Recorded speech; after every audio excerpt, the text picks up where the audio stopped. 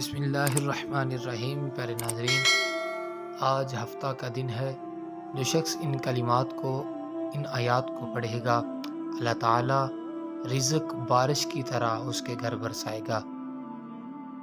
روزانہ فجر کی نماز کے بعد 10 بار ہاتھ دعا کے لیے اٹھا کر سورہ مائدہ کی آیت نمبر 114 کے درج ذیل حصے کی تلاوت کریں۔ انشاءاللہ تعالی رزق کے دروازے کھل جائیں گے، غیب سے مدد ہوگی اور اللہ تعالیٰ بے بہا رزق عطا فرمائے گا۔ رزق کی تنگی دور ہوگی، تنگ دستی دور ہوگی اور رزق کی فراوانی ہوگی۔ وہ آیت کیا ہے؟